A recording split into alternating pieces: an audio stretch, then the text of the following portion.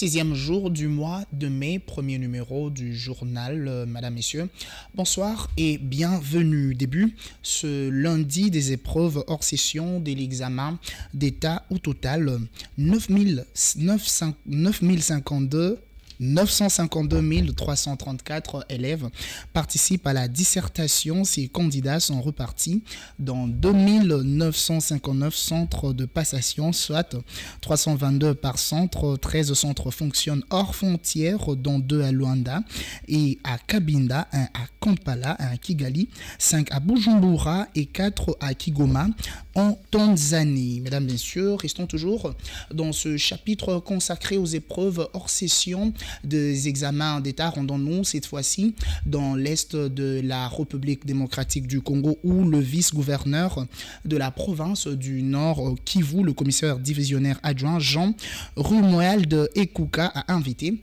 le candidat à la discipline lors de l'épreuve de dissertation. Suivez. Plus de 60 000 candidats finalistes des humanités ont pris part ce lundi 6 mai 2024 à l'épreuve de dissertation au Nord Kivu pour la 58e édition des examens d'État. C'est le vice-gouverneur de province, le commissaire divisionnaire Jean Romuald Ekuka Lipopo, qui a procédé au lancement officiel de cette épreuve hors session. Il a invité les candidats à la discipline tout en saluant le chef de l'État Félix-Antoine Tshisekedi Tshilombo pour la promotion de l'éducation en République démocratique du Congo. Nous sommes en train de combattre l'ennemi pour le bouter hors des frontières de la province du Nord Kivu et donc de la République démocratique du Congo. C'est déjà une première garantie, c'est-à-dire que la population en général et la population des élèves, dont notamment la population des élèves qui passent les examens d'État, doit savoir que le gouvernement national et particulièrement le gouvernement provincial est en train de tout mettre en œuvre. Nous avons 203 centres pour la passation de cette épreuve 2024, mais 12 sont occupés et nous avons ramené tous les élèves de ce côté-ci sur 191 centres. Les 230 centres que compte le Nord Kivu ont accueilli les élèves finalistes. Signalons que la province éducationnelle Nord Kivu 1 enregistre plus de 19 000 candidats finalistes avec un taux élevé de scolarisation de filles, a indiqué M. Luc Baweza Kabango, directeur de la dite province. Ici est de signaler que cette épreuve concerne aussi les élèves finalistes de l'école consulaire de Kigali. Dans un communiqué rendu public ce lundi 6 mai 2024, le gouvernement de la République démocratique du Congo condamne le bombardement du camp des déplacés de Mugunga et appelle à des sanctions contre le Rwanda. Le gouvernement rappelle qu'il est urgent que la communauté internationale prenne de sanctions politiques et économiques conséquentes pour contraindre le Rwanda à abandonner ses aventures terroristes sur le territoire congolais.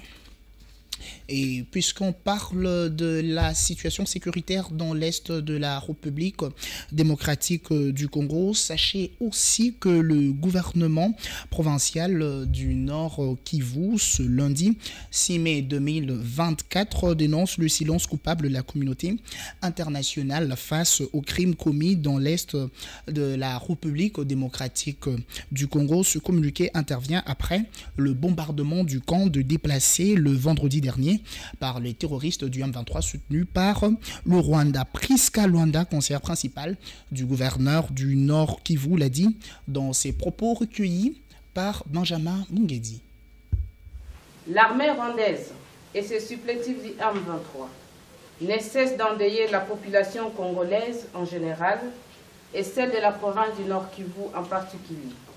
En effet, ils commettent des crimes de guerre, crimes contre l'humanité, génocide et autres violations graves du droit international humanitaire dans plusieurs agglomérations de notre province, notamment à Bunagana, Kibirizi, Kishiché et Kiwanja en territoire de Rutshuru, Rubaya et Mweso en territoire de Masisi, sous le silence coupable de la communauté internationale.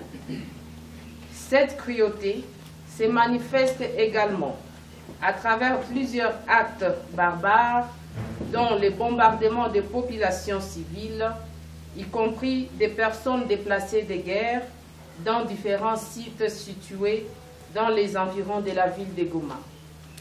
Le 2 février 2024, en ville de Goma, une bombe lancée par le M23 est tombée dans une parcelle au quartier Mugunga, à quelques mètres de l'Institut Ngapeta.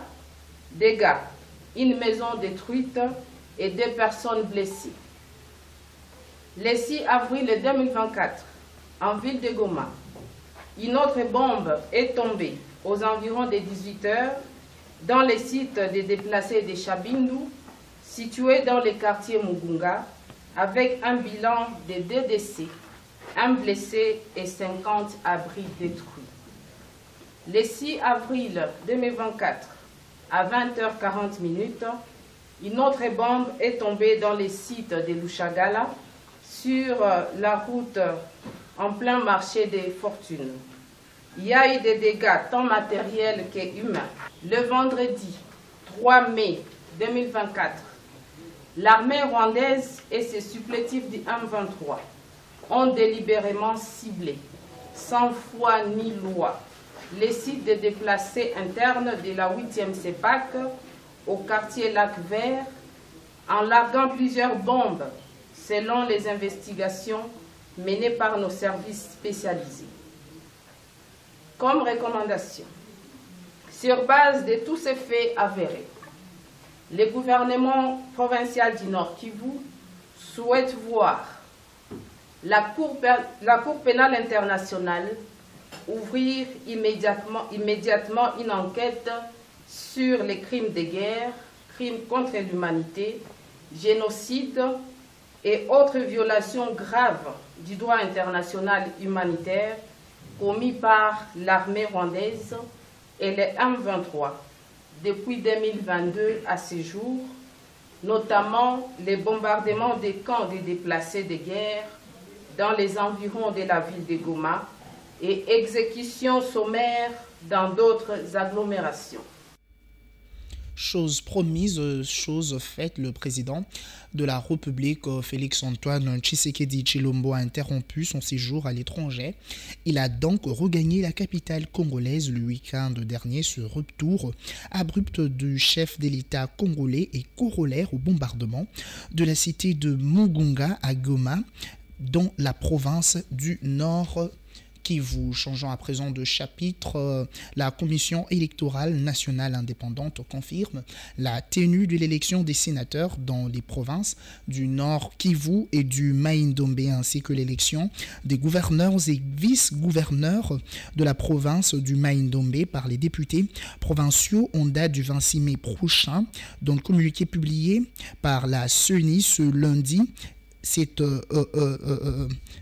la centrale électorale fixe du 22 au 24 mai la campagne électorale pour ces élections. Et ben, les voix continuent à se lever après la tenue des élections sénatoriales dans le Haut-Katanga. Des mouvements de jeunes accusent le président de la centrale électorale, Denis Kadima, d'avoir déclassé Jean-Félix Mupande au profit d'un candidat sénateur du parti présidentiel de l'UDPS. Déclaration des mouvements et associations de jeunes de la société civile du Haut-Katanga. Nous, leaders de mouvements et associations de jeunes de la société civile au Katanga, venons par la présente exprimer notre indignation vis-à-vis des irrégularités constatées lors des élections des sénateurs du 29/4/2024. Après élection et devant témoins, le candidat Jean-Félix Mupande était 4e sur la liste des élus du Haut-Katanga comme sénateur avec 6 voix. Fort est de constater que celui qui avait obtenu 5 voix qui venait d'être proclamé élu par la CENI, or le PV existe et en témoigne plus.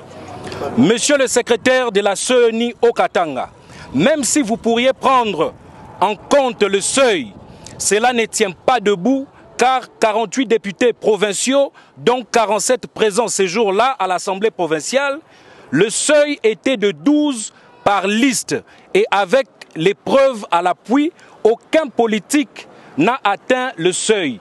Et les candidats étaient élus par la majorité simple, dont un candidat 5 voix ne devrait pas être proclamé devant un candidat de 6 voix. Le jeune de mouvement et association de la société civile exige la correction de ce qu'ils considèrent comme erreur matérielle pour privilégier la paix sociale et la cohésion, surtout les vivre ensemble. Monsieur Jean-Félix Mupande est bel et bien élu sénateur de la République dans le compte du Haut-Katanga. Merci.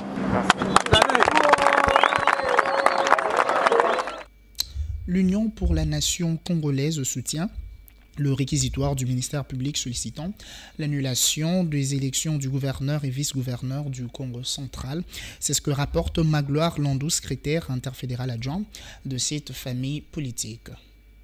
Au niveau de l'UNC, nous soutenons bien évidemment le réquisitoire du ministère public qui demande l'annulation de l'élection de gouverneur et vice-gouverneur suite aux irrégularités constatées pendant les votes, en l'occurrence l'assistance omniprésente des membres du bureau de vote auprès des électeurs, c'est-à-dire les députés provinciaux, jusqu'à se retrouver dans l'isoloir avec ces derniers, chose qui viole la Constitution ainsi que la loi électorale en son article 58.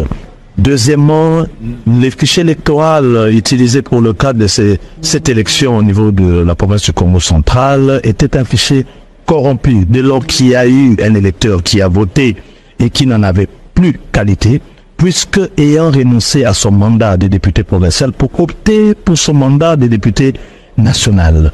Et ceci corrompt tout et ça biaise tout le processus et nous soutenons, nous pensons que le ministère public a réellement raison de demander l'annulation de cette élection qui viole avec flagrance les dispositions du texte maire de notre pays et de la loi électorale ainsi que de modalités pratiques de la loi électorale. Et puis, les députés provinciaux de la ville de Kinshasa sont conviés à prendre part ce mercredi 8 mai à la séance plénière destinée à l'examination et à l'adoption des élus dans différentes commissions, selon un communiqué de cet organe délibérant dont une copie est parvenue ce lundi 6 mai à votre rédaction. Depuis plus de 2 mois, la ville de Kalemi, dans la province du Tanganyika, fait face à une situation d'urgence. Les habitants désemparés assistent à une montée des eaux catastrophiques. Le lac Tanganyika et la rivière Lukungwa débordent, plongeant la ville dans des inondations dévastatrices. La population appelle à l'aide, espérant une intervention rapide des autorités pour endiguer cette crise qui menace leur quotidien. Suivez ce reportage que nous proposent Benjamin Mungedi et Dodo Ndjibou.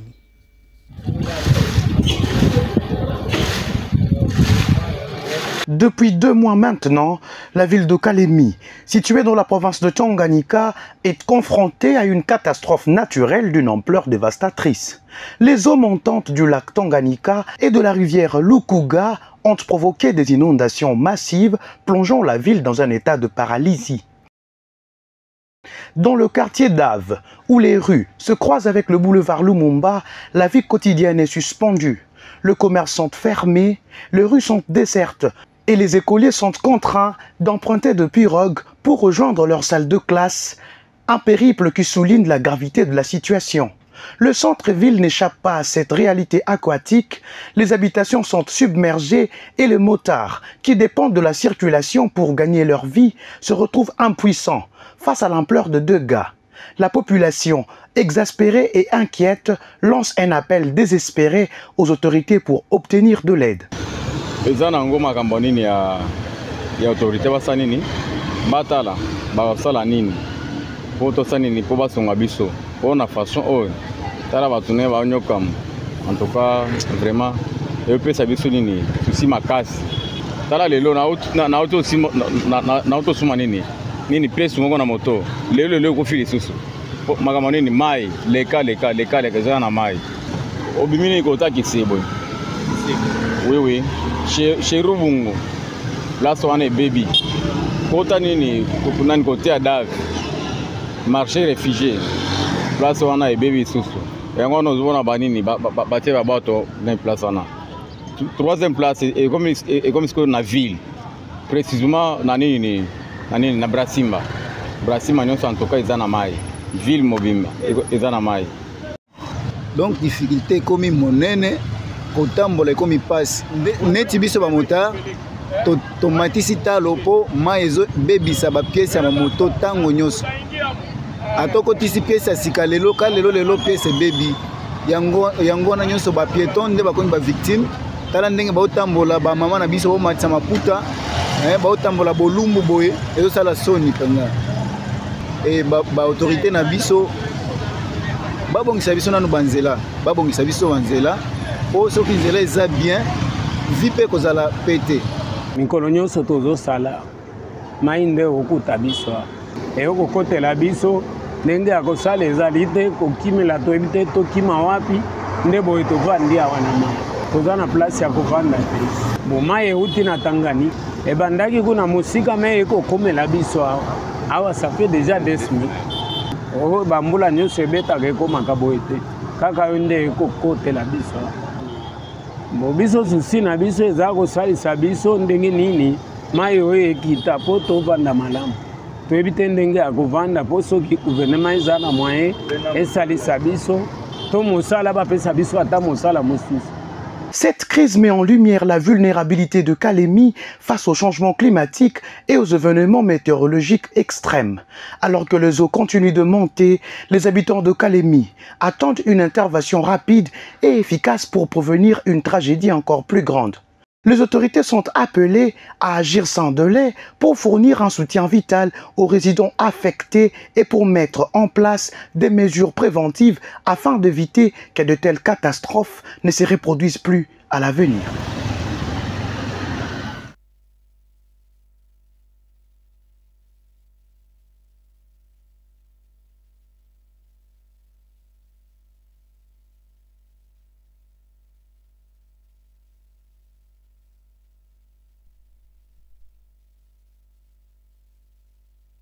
Le chagrin pour certains et la satisfaction pour d'autres, c'est ce sentiment hybride qui caractérise les riverains du quartier Nduziwambombo et Boba dans la commune de Massina, après la démolition des habitations construites aux encoignures du chemin carrossable. Visiblement, à cet endroit, la phase initiale des travaux a déjà été amorcée par l'excavation tout le long de cette voie. D'après le témoignage recueilli par le Gentillet, cette route asphaltée qui sera construite ira de Kingasani, quartier de la municipalité de Kimbantseke, jusqu'à la commune de Limete. Une initiative louée par les usagers de cette artère. Bon, awa babuki pambate eza nzela.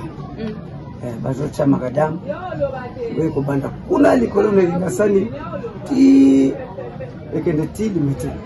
Ndenge babuki banda d'abord l'État à Boutissiango parce que pour que l'État ait son wamba pour transport ezala malam te mécanisé ezala malam ndenge basali eloko oyo pour population tambola malam.